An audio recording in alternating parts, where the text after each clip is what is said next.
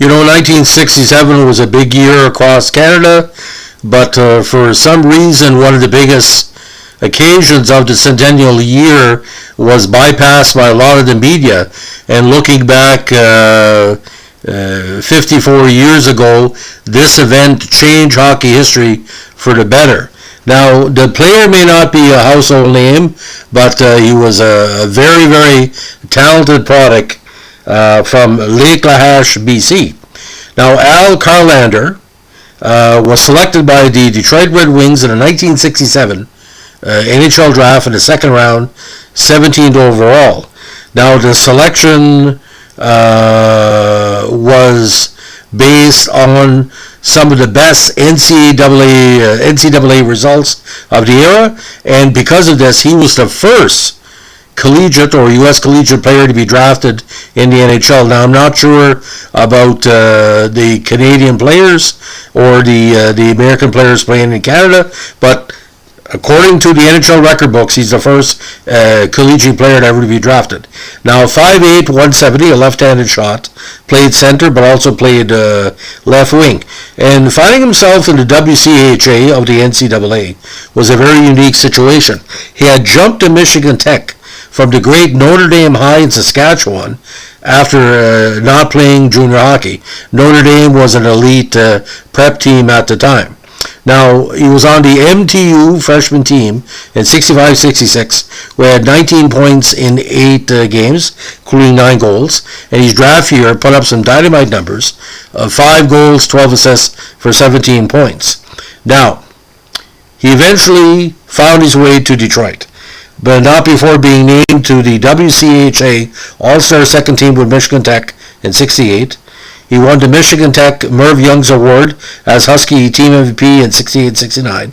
He led his squad in points in 68 with 35 and 69 with 44. Now, he also became the only college hockey player to ever score a hat-trick against Cornell goaltender Ken Dryden, of all people, on March 14, 1969. He was named to the NCAA West All-America First Team and WCHA All-Star First Team with his squad in 69. He was a NCAA Tournament All-Star second team with Michigan Tech in 69, and he set a Michigan Tech single-season record since broken with 31 goals in 69. He was also named Detroit's Rookie of the Year for 69-70 by the Detroit Sports Broadcasters Association. And because of these great results, he was eventually inducted into the Michigan Tech Sports Hall of Fame on October 20th, 1990. So, as we go along looking at his career from a statistical standpoint, he was a very, very strong two-way player, put up some really decent numbers for Detroit and in the WHA.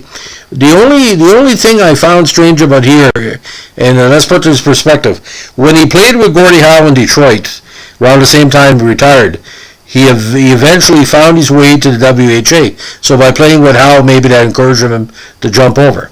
Now, with Detroit 1970's first season, 15 points in the regular season, 5 goals, and he also had 15 goals with their affiliate in Fort Worth that year in the CHL. 71, 1 goal in 23 games, 30 in the minors for Fort Worth. So his full campaign, 35 points in 72, including 15 goals, an impressive 12 plus 13. Now, 5'8", 170, not the biggest drink of water on the ice, but he continued with his strong numbers. He had a career NHL year in 73 with 37 points in 77 games, including 15 goals. Now, here's where it gets a little bit interesting. He eventually signed with New England in the WHA as a free agent when Detroit did let him go. He eventually played a couple of seasons, put up some nice numbers in New England. 20 goals his first season, 75, he had 21 points in 48 games, and also played with the very well-enjoyed Cape Codders of the NHL that year. Now, he eventually found his way to the Indianapolis Racers, who took him in the Interleague draft in 75, and Ollie had 44 points in 76, and ended up his major league career with 45 points in 77, including 17 goals and a big 2 goals in the playoffs.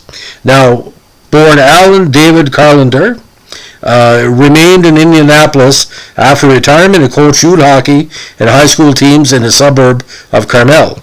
He was also the head coach of the Cincinnati team that folded 33 games into the 1980 season in the CHL. He was also named Indiana University's club-level hockey team head coach prior to the 2007 season and remained that position throughout the next two campaigns. Now, he eventually graduated from Michigan Tech in 1969. Now, what really hurt him a little bit was the injuries he suffered. He had probably one of the toughest injuries that any players have suffered in NHL history. He missed part of the 1970 season with a cut on the back of his right thigh that required more than 50 stitches. Now, he suffered his injury during Detroit's February 7, 1970 game at Boston. Now, he also missed part of the 70 season with a knee injury, and he missed part of 72 with the shoulder and neck injury. Now, he also missed part of the 75 season with an ankle injury and a hypertension of the knee. So, even though in limited action, he put up some, again, very, very solid numbers. Now, his career beyond hockey went to the marketing, advertising, and real estate businesses in Indianapolis, in addition to his work as a coach as a retirement. And within his family, he has a very talented brood, as he's the father of former college hockey and minor league player Kevin Karlander. He's the father of former Tier 2 junior and Indiana University player Dan Karlander. Now, he's also the uncle of former college hockey, minor league, and European player Corey Karlander. Now, talking about the connection with WHA, he was also selected by the Whalers in the 72 WHA draft, but eventually signed with New England as a free agent because the rights were prioritized with Detroit. Now, he also scored the fastest goal from start of an NCAA tournament game, which was 7 seconds on March 14, 1969. And of course, his time in Detroit was memorable because he played probably one of the better lines in Detroit history with former Montreal Canadian Mickey Redmond and Hall of Famer Alex Delvecchio was considered Detroit's power line at the time, because as you know, Redmond came over from Montreal and also made Team Canada at the Summit Series. So Al was, again, an extremely dedicated player, played with some of the best players in NHL and WHA history, a complete class act in more ways than one. And just to say this, when you're the first in anything, nobody can take it away. Every time an NCAA player is drafted, they'll look back at, not say the experiment of Al, but 1967, and later he paved the way for all the great NCAA players that came after. Usually they were signed, they were never drafted. And as you remember, the NHL Entry Draft started in 63, and by 67 it was expanding. And years later, it was not uncommon to see 50, 60, 70, 80 NCAA players drafted in a given year or signed to letters of intent with NHL teams and WHA teams as well. So he paved the way, and what a career he had, Hall of Fame career.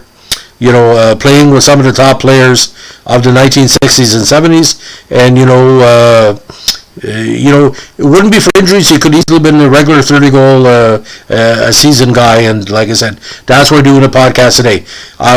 Big respect to you, Al, and like I said, you paved the road for a lot of people, and especially playing in a very competitive league within the NCAA. Thanks for listening. Bye.